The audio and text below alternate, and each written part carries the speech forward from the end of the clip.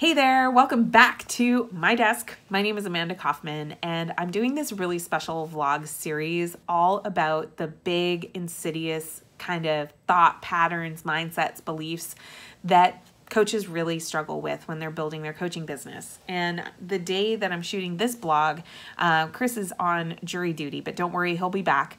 But I didn't want to wait to make sure that you got the messages that are in this series. So the first one was all about doubt. So that was 3 weeks ago.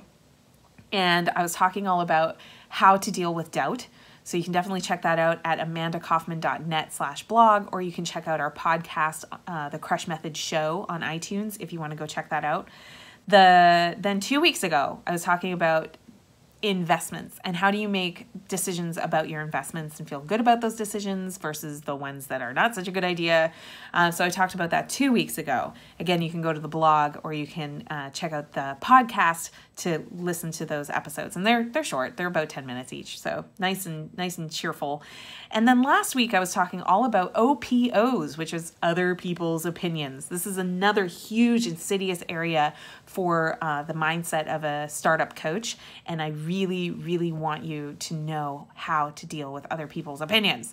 So that was last week. This week, and if you're joining us for the first time ever, hey, welcome to the Crush Method. I love helping coaches get into service with clients because I think everyone should have a coach. I really do. Having somebody that can ask you a question that's going to stop you from asking the same dumb questions of yourself that are keeping you stuck is like the most powerful thing that I've had in my life. I'm pro therapy. I think mental health is great. And as a high performer, I know it's really important to be moving forward and growing with this one life that you have, because if you aren't growing, you're dying. And that is why it's so important to have a coach. So that said, when I work with coaches, one of the biggest things that I see stopping a new coach, and something that stopped me a lot in the past, has been the starts and stops. You know what I mean? Like you start to do something and then you start having second thoughts and then you kind of put it aside and sort of push it off. And before you know it, you're not doing anything anymore. But then you do another thing and you really push through this time. And like, let's say it's a workshop or an online masterclass, and you do a great job and you follow up, you follow through, you get some results, and then you stop, right? And this time you stop because you got some results and you kind of want to relish in, revel in the result. This is like real talk from my desk. You want to revel in those results, and in the process of you being so focused on that thing, you manage to neglect some other things over here. So then you stop doing the thing that was successful and you start cleaning up over here, and then you come back and you go, oh my gosh, I've got to start again. 2019, I decided at the beginning of the year I was going to adopt a new word. And if you've never had like a big word to remind yourself of something you want to be, I highly recommend it as a practice. I've had this word as a screensaver on my phone. I went into Canva, that's canva.com. You can do this for free. And I designed my own graphic that had the word relentless. That's it. Relentless. So what does it mean to be relentless? To be relentless is to never stop. Basically, that's what it means. Never stop. So if I do something that was successful, I might take a rest or a break. I might recalibrate, but never stopping. So how do I make sure that I take breaks but don't stop? Well, basically I schedule what the next thing is going to be, and I have my start date figured out. So even if I have a little break in time or a vacation or something like that, which I do recommend having that rest so that you can really optimize at your best, I always have a start date, and I always know what the next thing is that I'm working on, and I know what the consequence will be if I don't do it. There's this really fascinating principle. It's called Parkinson's Law. And it's basically this idea that a task is going to fill whatever space you give it. So if I give myself 3 weeks to pull together a new online training or workshop, then I will do it in 3 weeks. If I give myself 3 days to do the same workshop, I get it done in 3 days. It's just the tasks are going to expand and contract with the time that you give to do it. And part of being relentless is always using Parkinson's law to your advantage and saying, hey, this is the space I'm going to give myself to do the thing. I better show up and do my best to do it. Now, part of that is that I have to have a lot of permission for imperfection.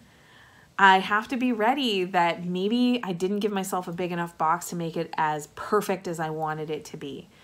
And it's being okay with that that's been so huge in 2019. I have done so many promotions and sales calls, more sales calls than I've ever done before. I've made more money than I've ever made before. We've been more profitable than we've ever been before. We launched 2 new products this year, not including any of the promotional activities that we're doing. I mean, just like ongoing, long-standing programs that are both doing very, very well. And the reason that we've been able to do that is honestly because I have chosen relentless as my word. And that, I think, sometimes doesn't jive well with folks. They hear the word relentless and they go, seems a little obsessive. And let me ask you this. Is it really wrong to be obsessed with your dreams? It's my dream to have a business that I run on my own that is helping people get access to coaches the way that I love having access to my own coaches. And so is it wrong for me to be obsessed about that, to care about that, to think about that? I don't think it is. I know that's counterculture, but you know what?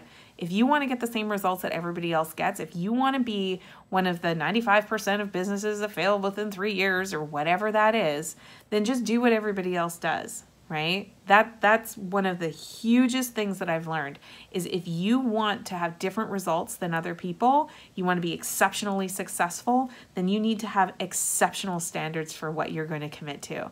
And that doesn't mean that you don't sleep at night. It doesn't mean that you don't also love your babies and your husband and all of that kind of stuff, which I feel like is sort of implied when people are like, really? Relentless? Yeah, I relentlessly love my husband too. And I relentlessly love my babies too, right? The thing is that it's more about the energy that you're bringing to the situation and choosing to not just be fits and starts and be like Morse code with showing up sometimes, but then not really other times. A lot of times people call this discipline. And I don't think that I love the word discipline because I know there's a lot of negative connotations, right? Like when you were disciplined as a child. And I feel like we use our lack of discipline as a way to beat ourselves up and not have empathy for ourselves and be able to have grace, right? Relentless, I've found, has given me the permission to be disciplined, but also permission to keep fighting and keep fighting for that discipline. And it's not just about being disciplined. It's more about being relentless so that I can have the discipline as an output and a byproduct. So the main thing I want to leave you with today is that if you could choose a word that does not have shame attached to it, that's not just going to be a throwaway for you, but something you could really attach to with your identity, like I have with Relentless, that is going to move you forward so much further, so much faster than if you're seeking permission. Check out my OPOs, the other people's opinions. If you're looking for other people's opinions to give you permission to build a coaching business, I have to tell you, you are barking up the wrong tree. There's not a lot of people, well, maybe me and Chris, but there's not going to be a lot of people that are going to cheer you on with that idea because it's foreign. They don't understand what coaching is. Starting a business is scary. They've heard all of the same statistics that you've probably heard about the success rate of new businesses. If you're looking for other people to cheer you on for your business, you are going to have a Morse code moment. You're just going to have a hard time starting and stopping. And I know this because I did this, okay? I went 6 months in the beginning where I was secretive about my business. I went for months last year where I didn't email, my list except for like a quick weekly thing, and I did no promotions, and I just relied on my networking and events, and I didn't have intention and relentlessness about how I was going after my goals for my business and creating something that was really, really powerful. So I can own that. But the second that I really adopted the word relentless, and I started viewing what I was doing in my business not as these one-hit wonders, this one time that was going to do the one thing for me, and instead started looking at it as a living, breathing organism with cycles and rhythms and things that are going to be going on and on, my business totally changed. I ended up with so much more predictability in my income this year. I ended up with so much more growth, and like the quality of my content improved, and the quality of the relationships I had with people improved, and the quality of my testimonials improved, and like everything improved because I gave myself permission to be relentless. So I hope you'll do the same for yourself in 2020. We are starting a new decade. I hope that you have an amazing, amazing holiday season, and you really think about this. Be relentless, okay? We'll see you soon. Hey there, thanks for tuning into this week's The Crush Method video blog. I'm Amanda Kaufman. And I'm Chris Lavelle. We loved having you here. Be sure to subscribe to receive more goodies in your inbox every week, and share with others you know who are eager to learn more about building their coaching and expert business. And don't forget to leave a comment below to share your own experiences to inspire and lift others on this journey. And check out our podcast on iTunes called The Crush Method Show so we can join you on your commutes and workouts.